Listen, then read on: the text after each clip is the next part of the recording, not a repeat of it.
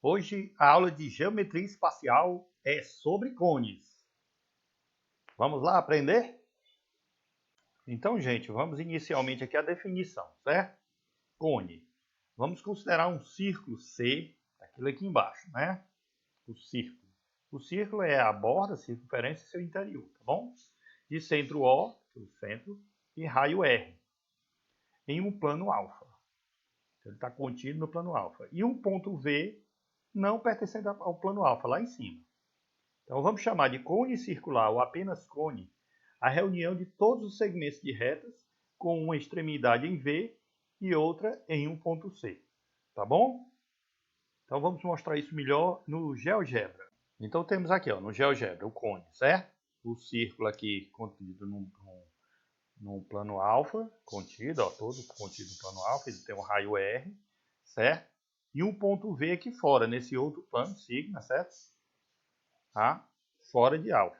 E aí todos os segmentos de reta que saem de V e vão para o círculo, não só para a borda, o interior também, né? O cone, na sua definição, ele é um sólido. Ou seja, ele não é só a casca. Tem a casca, que é a superfície, mas tem o interior também, faz parte dele. Aqui nós vamos mostrar só o preenchimento da casca, mas o interior também faz parte. Bom, então quando você vem aqui e vai colocando segmentos de retas, partindo de V, encontra o círculo, a gente aqui, só, mais uma vez, só está fazendo a superfície. Você vai criando cone. Então nós temos 100 aqui, mas isso é infinito, tá bom? Então você tem essa figura geométrica que a gente chama de cone. Primo bem perto da pirâmide que a gente já estudou anteriormente, tá bom? Então, eis o cone. Muito bem. Então, os elementos principais que nós vamos trabalhar com o cone. Ele tem a base, que é o círculo de raio R, é a base, certo? Ele tem o vértice lá em cima, né, que é o ponto fora da base que a gente liga as geratrizes, que são os segmentos de retas que estão sobre a superfície lateral dele. São infinitas, tá bom? A menor distância desse ponto V ao plano que contém a base é a altura. E essa reta que passa pelo vértice e pelo centro da base a gente chama de eixo, tá bom? Então, temos eixo, vértice, altura, base, geratriz, tá bom? Temos também o raio, que a gente não botou, mas é um elemento importante da base. Muito bem. Os cones, bem como os cilindros, eles podem ser classificados em cone reto e cone oblíquo, tá bom? Se o eixo VO é perpendicular ao plano que contém a base, então o cone é reto. Se o eixo VO não é perpendicular ao plano que contém a base, então o cone é oblíquo. Tá bom? Então, vamos observar isso no GeoGebra. Então, nós temos aqui, você observa que no caso do cone oblíquo, tá? A altura não cai sobre, certo? Sobre o centro. A reta, o eixo que passa pelo vértice e pelo centro O, não é perpendicular à base. As arestas, as geratrizes, perdão, elas são de tamanhos diferentes. Tem geratriz maior, geratriz menor. Para ser um cone reto, essa reta tem que ser perpendicular à base. Nós vamos aqui colocar um cone reto. Vamos tentar, pelo menos, casar esse pontinho aqui com esse. E aí você observa aqui, que nesse caso, tá? O eixo é perpendicular ao plano que contém a base. Todas as arestas laterais são iguais. Então, este cone aqui a gente chama de cone reto. Muito bem. Entenderam? No cone reto, nós temos um triângulo que é retângulo. E aí, por isso, vale o teorema de Pitágoras. Vamos diminuir aqui as arestas para você poder enxergar melhor. Tá? Deixa só uma mesmo. E está aqui ele. Esse triângulo só existe no cone reto. No outro cone, você nota que ele não casa. Não é 90 graus, certo? Não, o eixo não é perpendicular à base. Esse triângulo ele é formado, certo? Pela altura, como cateto, o raio da base, como outro cateto, e a geratriz, que agora no cone reto nós vimos que são todas iguais. Então, toda vida que você tiver um cone reto, você tem essa relação pitagórica aqui que você vai poder usar nas questões. Tá bom? Então, vamos resolver esse exercício aqui, gente, que vai usar a relação que nós acabamos de ver, certo? Eu tenho aqui eu tenho aqui um cone reto, segundo ele, né? Cone reto, cuja geratriz mede 13, eu vou anotar aqui embaixo, a geratriz é igual a 13 centímetros, e cujo raio da base mede 5, esse daqui, ó. Aqui mede 5 e aqui mede 13. Então, o raio igual a 5 centímetros. Então, a primeira coisa que ele está pedindo é o comprimento da circunferência. Essa fórmula, a fórmula já de muito tempo, que a gente conhece, é que o comprimento da circunferência é 2 vezes π vezes r. Ele diz que o raio é 5, então é 2 vezes π vezes 5, que é igual a 10 π centímetros. Se precisar, você transforma o π para 3,14 ou para o valor mais aproximado que ele pedir. Muito bem. Agora ele pede a altura. Para a altura, a gente vai ter que usar a relação que acabamos de ver. Então, diz que a altura ao quadrado, que é um cateto daquele triângulo retângulo ali, mais o raio ao quadrado, que é o outro cateto, é igual a geratriz ao quadrado. Eu botei primeiro os catetos, porque eu vou querer descobrir a altura. Então, vamos substituir a altura ao quadrado mais o raio, diz que é 5. Então, 5 ao quadrado. Igual a 13 ao quadrado, que é a geratriz da hipotenusa. Isso aqui vai ficar a altura ao quadrado, 5 ao quadrado, 5 vezes 5, 25, igual a 13 ao quadrado, 13 vezes 13, 169. Tá? Continuando aqui embaixo, então a altura ao quadrado é igual a 169, e o 25 passa para o outro lado subtraindo. Então a altura ao quadrado é igual a 144. E o número que é elevado ao quadrado dá 144 é 12. Então a altura é igual a 12 centímetros. Então nós temos aqui o valor do comprimento da circunferência da base, 10 π centímetros, dá um pouco mais de 31 centímetros. E aqui a altura 12 centímetros, exatamente. Muito bem, tranquilo, né, o exercício? Então vamos lá. Algumas observações com relação ao cone reto, né? Vamos ler aqui. Um cone circular reto também é denominado de cone de revolução, pois pode ser obtido pela rotação de uma superfície triangular determinada por um triângulo retângulo em torno de uma reta que contém um de seus catetos. A medida desse cateto será igual à altura do cone, e a medida do outro cateto será igual à medida do raio da base do cone. Aqui é uma figura, mas vamos ver isso mais dinamicamente através do GeoGebra. Então aqui, nesse arquivozinho que eu já usei para falar de cilindro, ele serve aos dois. Nós temos um triângulo retângulo aqui no eixo XY, certo? O cateto vertical que vai servir como altura, como eu disse no texto, mede 4, e o raio aqui mede 3. Logo, a geratriz é 5. E aí vamos dar a animaçãozinha aqui para a gente ver, através desse triângulo, a geração do cone de revolução. Por isso que a gente costuma chamar os segmentos oblíquos aí, que formam a superfície do cone, de geratriz. Tem a ver com essa coisa de gerar através da revolução de um triângulo retângulo em torno de um dos catetos desse triângulo retângulo. Tá ok? Então, esse programinha você visualiza, né, de forma bastante dinâmica o cone de revolução. Beleza, vamos para frente. Um elemento importante que a gente vai trabalhar quando a gente trabalha com cone é a chamada seção meridiana de um cone. A seção meridiana de um cone é determinada pela interseção do cone com o plano que contém seu eixo. É como se você cortasse em duas bandas, certo? Então, no cone oblíquo você vai ter um triângulo inclinado, certo? E no cone reto você vai ter um triângulo isósceles, né? Onde o eixo é perpendicular à base, tá bom? Mas é um corte, fica uma seção. Seção tem a ver com corte, vai criar então um triângulo. Quando a gente fala de seção meridiana, imediatamente a gente vai falar de triângulo ou de triângulo de cone equilátero. O cone equilátero quando a seção meridiana for um triângulo equilátero, ou seja, quando esse lado aqui, que é a geratriz, for igual ao lado de baixo, que é o diâmetro. Então, um cone equilátero, primeiro, quando ele é reto. certo? E sendo reto, ele tem a geratriz igual ao diâmetro aqui embaixo. Então, a seção meridiana dele será um triângulo equilátero. Outra seção importante é a seção transversal. Uma seção transversal de um cone é a interseção do cone com um plano paralelo ao plano da base e que não passa por seu vértice. Aí não teria graça, certo? E vai criar aqui um círculo na interseção. Vamos ver essas duas seções agora com a ajuda do GeoGebra. Então está aqui o GeoGebra, certo? Você tem aqui um cone reto.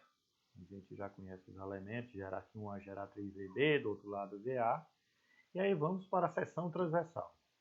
Então a seção transversal é a seção criada por um plano paralelo à base. Esse plano azul é paralelo ao plano cinza aí da base. E a interseção é isso aqui que a gente chama de seção meridiana. Seção transversal. Seção meridiana a gente vai falar já já. É um círculo, certo? Menor, evidentemente, que o da base, bom? E que cria aqui, ó, dois sólidos. Ele corta, né? A seção meridiana, ela forma dois sólidos. Um cone menor, que é semelhante ao maior, vamos falar mais na frente, e embaixo que a gente vai falar também mais na frente, chamado tronco de cone. Então, esse polígonozinho aqui azul, mais escuro, é a nossa seção transversal. E a seção meridiana, o corte é de cima para baixo, a gente pode dizer assim, aqui nessa posição. Tá? Ele divide, tá, em duas bandas, como eu falei, né? Duas partes iguais.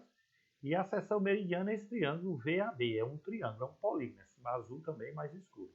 Que aí no caso do cilindro equilátero, esse triângulo vem a ser equilátero, ou seja, VA seria igual a AB, que é igual a VB. Nesse exemplo aqui não, mas se o cilindro for equilátero, essa seção meridiana é um triângulo equilátero. Muito bem. Agora vamos começar a falar de área. E para falar de área, a gente já viu nas aulas anteriores que a gente tem que planificar o solo, a superfície do solo. Então eu tenho aqui um cone, a superfície dele consta de duas partes. A base, que é o círculo, e essa parte lateral, que não é plana, é curva, mas para falar de área eu tenho que planificar. Então a gente pega aqui numa geratriz, a gente corta, rasga, né, aqui na geratriz e abre. E quando a gente abre essa lateral do cone, a gente tem o chamado setor circular, que é a parte de um círculo maior, que não está aqui, você não enxerga ele aqui, certo? Você nota que o raio desse setor circular, né, é a geratriz que você cortou aqui. Então, enquanto o raio no cone, a gente fala aqui de raio da base, na planificação, a gente tem outro tipo de raio, que é a geratriz, vira raio aqui, tá bom? Vamos observar nesse outro slide, que você tem vários tipos de cone e várias planificações, tudo depende das medidas. Por exemplo, um cone com ângulo de planificação, que é esse ângulozinho aqui central, que a gente chama, um pouquinho menor, ele forma aquele chapéu de bruxa, né, mais comprido. Um cone que tenha o ângulo central aqui de 180 graus, a gente pode ver depois nos exercícios que ele forma um cone equilátero, tá, onde a geratriz é igual ao diâmetro. Um cone que tem um ângulo maior do que 180 já é aquele chapéu, tipo assim, daqueles chineses que trabalham tirando arroz, não tem aquele chapéu bem, aqueles filmes de Kung Fu também, tá? A gente vê muito esse tipo de chapéu, assim, ele é mais largo e mais baixo. Então, passamos por bruxa e fomos bater em chineses, lutadores de Kung Fu. E é por aí. E aí, como se calcula essa área? Você vai montar uma relação aqui, uma proporção, para poder chegar lá. Essa parte azul é a medida que nós queremos, é a área lateral do cone. Quando eu fecho, forma a área lateral. A gente vai dizer que ela está para o comprimento dessa linha. Ora, mas se você voltar aqui no slide anterior, esta linha aqui, ó, que eu estou passando aqui com o mouse, ela tem o mesmo comprimento desse círculo. Ela saiu daqui de cima, aqui, não foi? Então é o comprimento dessa circunferência aqui de raio R. Então esta linha aqui mede 2πr, comprimento dessa circunferência aqui. Então a gente vai dizer que essa área azul está para o comprimento dessa linha, que é 2πr, assim como a área toda completa, e a área de um círculo é πr ao quadrado, só que o r aqui é g. Então πg ao quadrado, para o comprimento todo, que é 2πr, só que o r aqui também é g. Então fica isso. A área lateral está para 2πr, assim como πg ao quadrado está para 2πg. Nessa proporção, você divide por 2π, vai sumir 2π daqui, 2π daqui. Esse g que tem 2 aqui, 1, divide com esse. E o r que está aqui passa multiplicando. Então vai ficar que a área lateral de um cone reto é π vezes o raio vezes a medida da geratriz. Outra relaçãozinha que a gente pode tirar daqui, repetindo esses dois aqui embaixo, é que o ângulo, esse ângulo aqui, está para 2πr, que estaria aqui embaixo, assim como o ângulo total, que é 360, está para 2πg. Aí quando a gente cancela 2π com 2π, fica só rg. Então, a relação que também a gente pode usar nos exercícios. O ângulo da planificação não é do cone, esse ângulo não aparece no cone. Se a gente voltar aqui, ó, não tem esse ângulo, ele só aparece quando a gente planifica, tá bom? Este ângulo está para o raio da base do cone, assim como 360 graus está para a geratriz do cone. Muito bem, entendido? E aí com isso a gente chega na fórmula da área. Então a área da superfície de um cone tem duas partes que eu falei, a base e a lateral. A base é um círculo de raio r, πr ao quadrado. A lateral a gente viu há pouco, é πrg. Pronto, é só somar as duas. Se você quiser botar o π e o r em evidência, isso aqui vai ficar πr vezes r mais g. Eu particularmente prefiro assim, tá bom? Vamos fazer uns exercíciozinhos então? Então, gente, vamos para esse exercício que é do último vestibular do ITA, agora ITA 2019. O último ou o penúltimo? Penúltimo, eu acho. Que no fim do ano faz o do ano seguinte, diferente do Enem. Então, é o seguinte, a superfície lateral de um cone reto corresponde a um setor circular de 216 graus quando planificado. Então, ele está dando aqui o ângulo da planificação. A gente vai escrevendo aqui, 216 graus. Se a geratriz do cone mede 10 centímetros, então, geratriz do cone igual a 10 centímetros. Vamos anotar. Então, a medida de sua altura em centímetro então ele está pedindo aqui a altura. Muito bem. A forma que envolve a altura no cone reto a gente viu, é o teorema de Pitágoras, que diz que a altura ao quadrado mais raio ao quadrado é igual a geratriz ao quadrado. A geratriz a gente já tem, o que a gente não tem é esse raio. E aí quando ele fala de ângulo da planificação, a gente pode usar a relação que a gente viu há pouco, que diz que alfa, que no caso é 216, está para o raio, assim como 360 graus está para a geratriz, que é 10.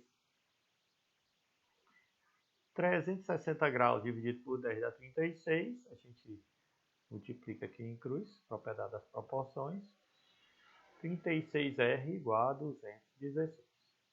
Dividindo ambos os lados por 36, você tem que o raio é igual a 6 centímetros. Pronto, já tem aqui o raio. Pronto, é só vir para cá agora. Altura ao quadrado mais 6 ao quadrado, que é o raio, é igual a geratriz, que é 10 ao quadrado. Altura ao quadrado mais 36 igual a 100. Subtraindo 36 de ambos os lados, você fica a altura ao quadrado igual a 64. Tirando a raiz quadrada de ambos os lados, a altura igual a 8 centímetros. Questão do ITA, mas nem esse bicho todo. Concorda comigo? Então vamos aqui, mais esse exercício. Calcule a área lateral de um cone reto cuja altura é 16 e o raio da base 12 centímetros. Aqui é a altura e o raio da base.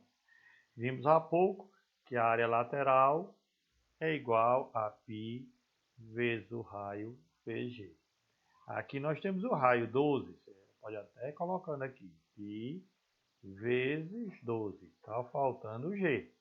E aí a gente vai para o teorema de Pitágoras do cone reto, que é a geratriz ao quadrado é igual a altura ao quadrado mais raio ao quadrado. Geratriz ao quadrado é igual a 16 ao quadrado mais 12 ao quadrado. Geratriz ao quadrado igual a 256 mais 144. Geratriz ao quadrado igual a 400. Isso implica que a geratriz é 20 centímetros. Pronto. Feito isso, é só você colocar aqui, ó. E aí 20 vezes 12 é 240, a área lateral é 240 pi centímetros quadrados.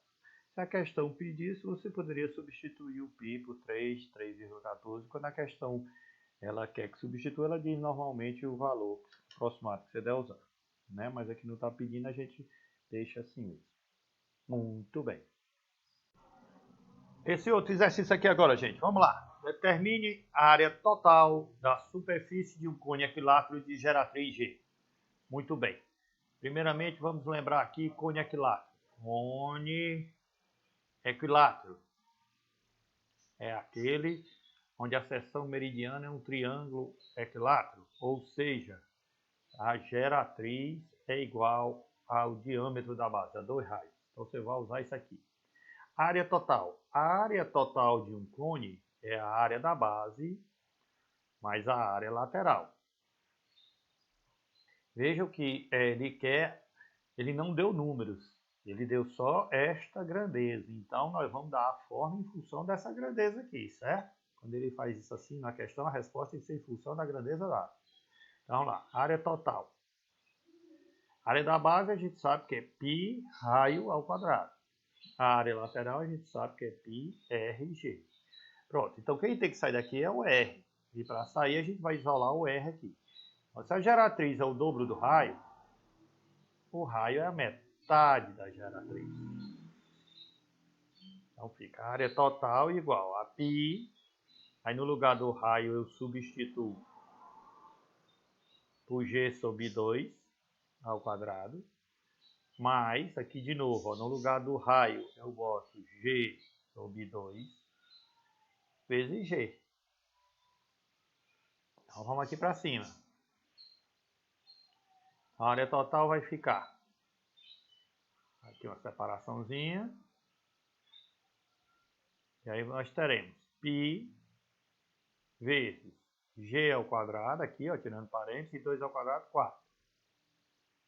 Mais π, G vezes G, G ao quadrado, só que sobre 2.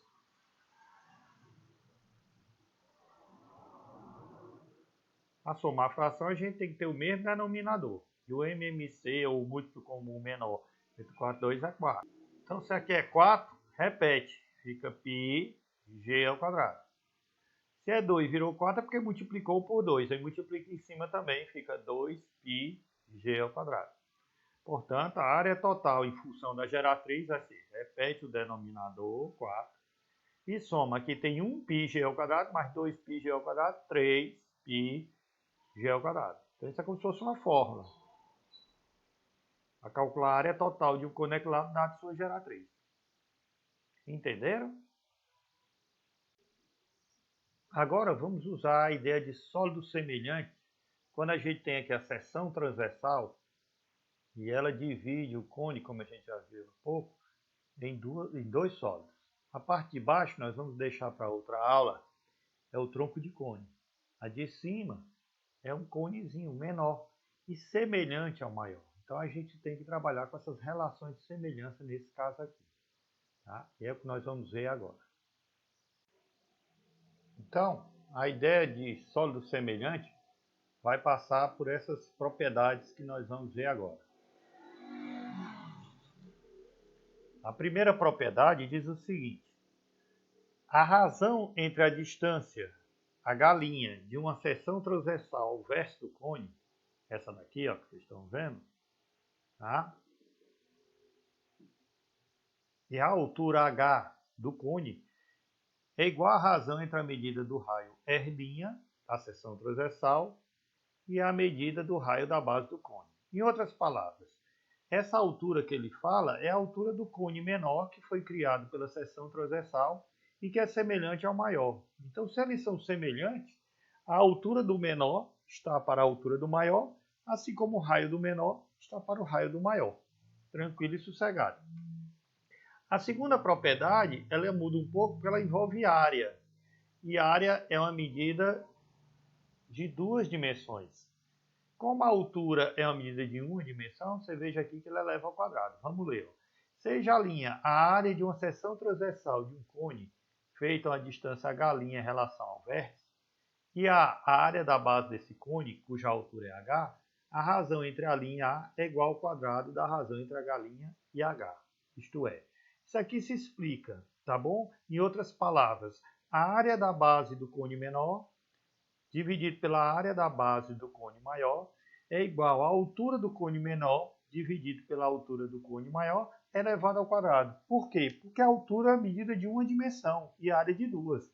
Então, para que a igualdade seja verdadeira, as duas razões têm que estar na mesma dimensão. Então, a gente pega essa razão que é de uma dimensão e eleva ao quadrado para ficar com duas. Tá bom?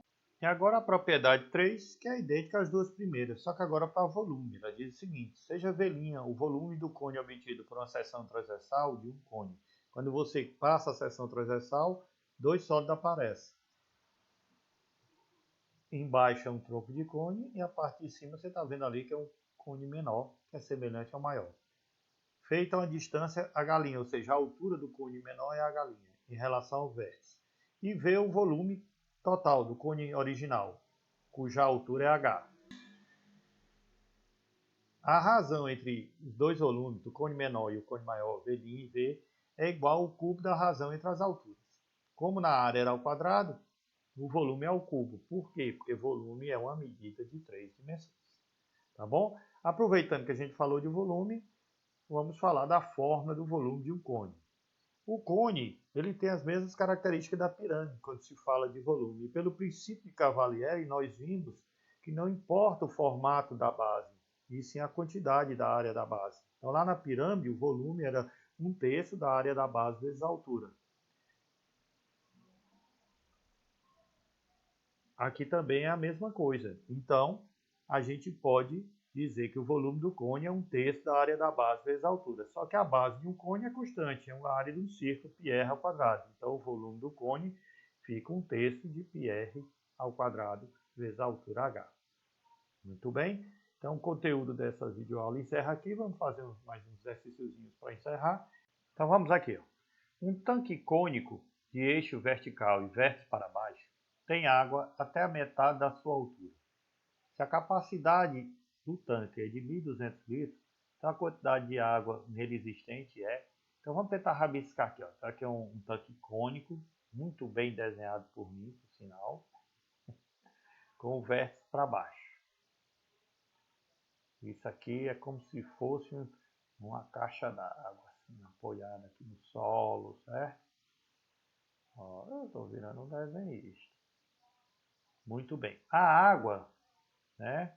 A água está até a metade da sua capacidade. Então, ele tem aqui até a metade da sua capacidade. Certo? Água. Então, a gente pode dizer, se essa altura da água aqui é H, certo? A altura da caixa d'água é o quê? 2H. E a gente viu há pouco, naquela terceira propriedade, que o volume do cone menor, vamos dizer assim, está para o volume do cone maior, assim como a altura do cone menor está para a altura do cone maior elevada ao cubo. Isso aqui só é verdade para elevada ao cubo. Lembre-se, isso aqui é tridimensional. E a altura é unidimensional. Para que a igualdade fique verdadeira, você tem que pegar essa dimensão una e elevar ao cubo. Pronto. Agora é só substituir. Eu quero saber quanto tem de água. Então, esse conezinho menor de água é o V aqui que eu estou querendo descobrir. O volume do maior, 1.200 litros. Bota aqui. Bem, aqui, ó, a altura do menor é o azulzinho aqui, H, e a altura do maior, 2H. A gente vai dividir por H, que vai ficar 1 embaixo 2. Então fica, o volume do menor está para 1.200, assim como 1 ao cubo, que é 1, está para 2 ao cubo, que é 8. Pronto. Vamos para cá. Então fica, volume do menor, 1.200 a gente vai passar multiplicando 1, vem para cá, dividido por 8. Divide por 8 a metade da metade da metade. Metade de 1.200 é 600, 600 é 300, e de 300 é 150 litros, é isso que tem de água ali. Professor, mas isso é espantoso. É muito pouco, está na metade, não era para ser a metade? Não, é a metade mais fina, certo? Tá? Engana pra caramba, né? 1/8 da capacidade aqui. Aqui em cima, 7/8. Aqui, essa parte aqui que está faltando, cabem de 150 para 1.200, 1.050 litros. Tá? A diferença é grande. Na intuição, a pessoa erra fácil a questão dessa. Muito bem. Questãozinha aqui muito boa do Enem, envolvendo volume de cilindro e cone, né? Então, vamos resolver. Em regiões agrícolas é comum a presença de silos para armazenamento e secagem da produção de grãos, no formato de cilindro reto sobreposto por um cone, de dimensões indicadas na figura. Eu vou dizer aqui para vocês, está meio pequenininho, mas eu vou ter que diminuto para caber na lousa. Não coube nem o item E aqui embaixo, tá bom? O silo fica cheio e o transporte de grãos é feito em caminhões de carga cuja capacidade é de 20 metros cúbicos. Uma região possui um silo cheio e apenas um caminhão para transportar os grãos para uma usina de beneficiamento. A figura tem 3, mas a questão aqui está falando apenas de 1, certo? Vocês atrapalham nessas figurinhas? Muito bem. Utilizando o 3 como valor de π, para facilitar as contas, só façam isso a questão mandar, viu, gente? Às vezes é uma aproximação muito grosseira. O número mínimo de viagens que o caminhão precisa fazer para transportar todo o volume de grãos armazenado no silo é... Então a gente tem que calcular o volume. Então o volume do silo vai ser o volume do cilindro mais o volume do cone. Né? Então o volume do silo vai ser a área da base vezes a altura, o cilindro, que a gente estudou aqui nas aulas passadas, e do cone, que a gente estudou agora, a mesma coisa dividido por 3. Então isso aqui vai ficar π R ao quadrado, que era da base, o raio aqui, ó, 3, vezes a altura do cilindro, essa daqui, ó, 12, mais o do cone. A mesma base, ó, a base do cone aqui, ó, verdezinha, ela é igual à base do cilindro. Então, a mesma coisa, π R ao quadrado, 3 ao quadrado, a altura. Agora, a altura do cone é diferente. Essa daqui, 3. Tudo isso dividido por 3, que é da fórmula. A área do cilindro é a área da base vezes a altura, e volume é a área da base vezes a altura, e o volume do cone é a área da base vezes a altura sobre 3. Tá bom? Então vamos lá. Isso aqui vai ficar, o π é 3. 3 ao quadrado é 9. 3 vezes 9, 27. Vezes 12. Mais, aqui a gente já pode dividir 3 com 3, mais 9π. Eu esqueci o π aqui. Certo, gente? E aqui ficou 9π. O volume do silo é bem menor do que o do cilindro. O cilindro vai ser enorme. Vamos ver aqui, ao ladinho aqui no meu rascunho, quanto é 27 vezes 12. 2 vezes 7, 14, vai 1. 2 vezes 2, 4 e 5. 1 vezes 7 é 7, 1 vezes 2 é 2.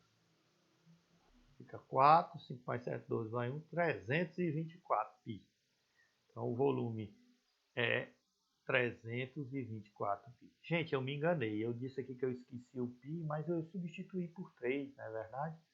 É a idade, viu, meu povo? Vamos apagar aqui. Certo? Muito bem. Eu já tinha substituído o π aqui por 3. Aqui é que eu não fiz. Aí aqui 9 vezes 3, 27.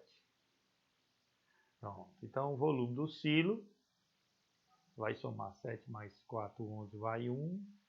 2, 3, 3, 2, 5. 351 metros cúbicos. Pronto. Esse é o volume do silo. O caminhão cabe 20 metros cúbicos. Então, a quantidade de viagens, você vai dividir 351 por 20. Vamos lá, 351 dividido por 20. Quantos 20 cabem em 35? Só um, né? Uma vez 20 é 20, para 35, 15. Baixo 1. Quantos 20 cabem dentro de 151? 7, né? Dá 140 para 151, 11 metros cúbicos. Então aqui está dizendo que são 17 viagens cheias, mas ainda sobram 11 metros cúbicos que ele tem que levar. Então vão ser 18 viagens. Tá bom? Porque tem que levar tudo. Então entender que dá para ver aqui. O ITE então não importa. Muito bem. Então espero que vocês tenham gostado dessa aula, apesar do barulho de moto passando aqui. O pessoal não está respeitando muito o isolamento social, infelizmente, na pandemia. Mas o que importa é que nós vamos sobreviver, que isso tudo vai passar e que você tenha aprendido alguma coisa sobre o estudo dos cones na geometria espacial. Muito obrigado e até a próxima aula.